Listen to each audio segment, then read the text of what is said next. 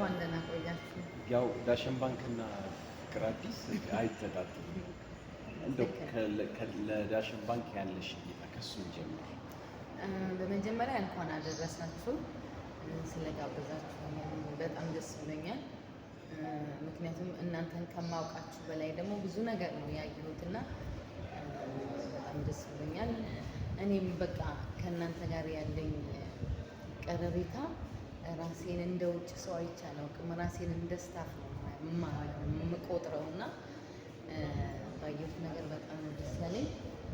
ለሁሉ ወደ ዳሽን ባንክ ሰራተኞቹ፣ ለማኔጅመንቱ፣ እላይ ላሉት በሙሉ እንኳን አደረሳችሁ ይላሉ። ዳሽን ባንክ እንግዲህ ከሚሰራቸው የፋይናንስ አገልግሎት እኔ እንደውም በጣም ማውራት የምፈልገው ስለ እሱ ነው። ምክንያቱም ዳሽን ባንክ ሁሉ ጊዜ ከጥበብ እኔ እንግዲህ እስከማውቀው ጊዜ ድረስ እዚህ ዳሽን ባንክ የሰራቸውን ኤግዚቢሽኖች ሳይ ኪነ ጥበቡን እኔ ያው በሙዚቃው ዘርፍ ስላለሁኝ ሙዚቃውንም እንደሚደግፍ መታየት ነበረበት። ምክንያቱም ብዙ ነገሮችን እየደገፈ እንደሚመጣ አይቻለሁ። ባየሁት ነገር ደግሞ አለው በጣም የተደሰትኩት በእናቶች ላይ የሰራችሁት ከቤድሮክ ኢንቨስትመንት ግሩፕ ጋር ምገባ ላይ ያላችሁት ነገር በሙሉ በጣም አስደሳች ነገር ነው።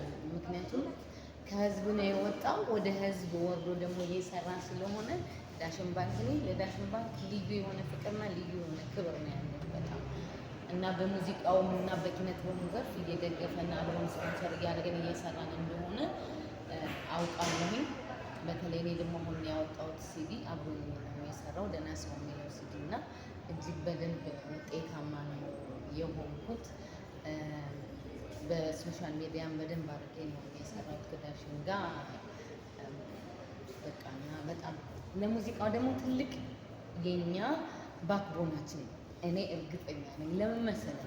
እኔ ሶሻል ሚዲያ ላይ የምሰራቸው ገንዘቦች ለምሳሌ ዩቲዩብ የዶላር አካውንት ዳሽን ጋር ነው።